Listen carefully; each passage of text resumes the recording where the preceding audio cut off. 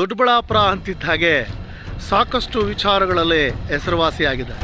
ಹಾಗೆ ಇವತ್ತು ಈ ವಿಚಾರದಲ್ಲೂ ಸೂಪರ್ ಪ್ರೋ KR ರವಿಕಿರಣ್ ಅವರ ಮಾರ್ಗದರ್ಶನದಲ್ಲಿ ಯುವ ಪ್ರತಿಭೆಗಳು, ಯುವ ಸಾಹಿತಿಗಳು, ಕವನಗಳು, ಹೀಗೆ ಒಂದು ಎಪಿಸೋಡ್ನ ನಾವು ರೆಡಿ ಮಾಡ್ತಾ ಇದ್ದೀವಿ. ಈ ಸಂಚಿಕೆಗಳು ವಾರದಲ್ಲಿ 2 ದಿವಸ ಬರ್ತಾ ಇರುತ್ತೆ. ಇವತ್ತು ಮೊದಲನೆಯ ಸಂಚಿಕೆ. ತುಂಬ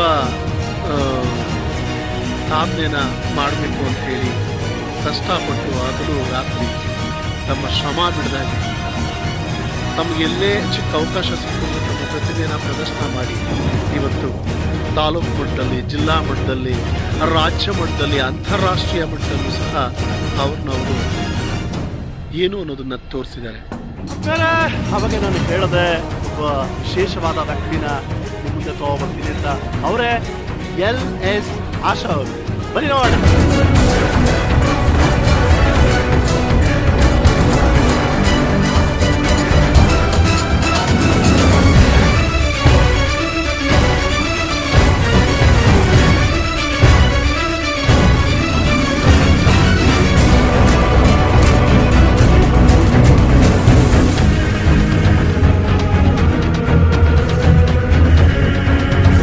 ಮೇಡಮ್ ನಮಸ್ಕಾರ.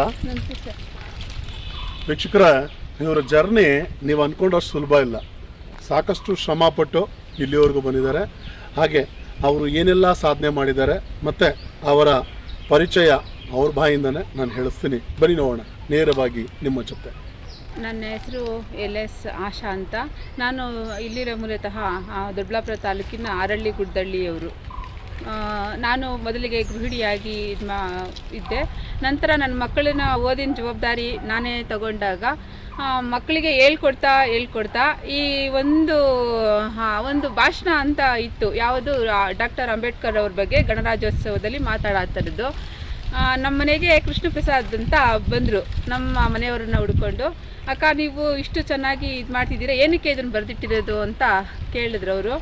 ಆಗ ನಾನು ಹೇಳಿದೆ, ಗಣರಾಜ್ಯೋತ್ಸವ ಬಗ್ಗೆ ಸ್ಪೀಚ್ ಆಡೋಣ ನಮ್ಮ ಮಕ್ಕಳಿಗೆ ಅಂತ ಹೇಳಿದೆ. ಆಗ ಅವರನ್ನು ಓದಿಸ್ಬಿಟ್ಟು, ಅಕ್ಕ, ನೀವು ಒಂದು ಕವಿಯತ್ರಿ ಆಗೋಂತಹ ಎಲ್ಲ ಚಾನ್ಸು ಗುಣಗಳು ನಿಮ್ಮಲ್ಲಿ ಇದೆ, ದಯವಿಟ್ಟು ನೀವು ಇದನ್ನು ಸ್ವಲ್ಪ ಏನಾದರೂ ಒಂದೊಂದು ಬರಿತಾ ಇರ್ರಿ, ನಿಮ್ಗೆ ಅದಷ್ಟು ಅದೇ ಎಲ್ಲ ಒಗ್ಗೂಡಿಸ್ತೈತೆ ಅಂತ ಹೇಳಿದ್ರು ಅವತ್ತು. ನಾನು ಅವ್ರು ಹೇಳಿದ್ದೀನಿ ಅಷ್ಟೊಂದು ಇದು ಮಾಡ್ಕೊಂಡಿರಲಿಲ್ಲ.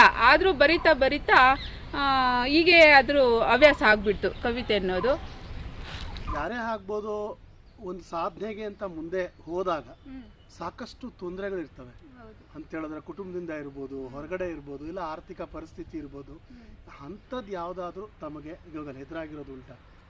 ಹೌದು ಸರ್. ಯಾಕೆ ಅಂದರೆ ಈ ಕಾಲದಲ್ಲಿ ಯಾರಾದರೂ ಮುಂದೆ ಬರ್ತಾರೆ ಅಂತಂದರೆ ಅವರನ್ನು ಹಿಂದೆ ಎಳೆಯೋದೇ ಫಸ್ಟ್ ಪ್ರಿಫರೆನ್ಸು ಮಾಡ್ತಾರೆ ಜನಗಳು.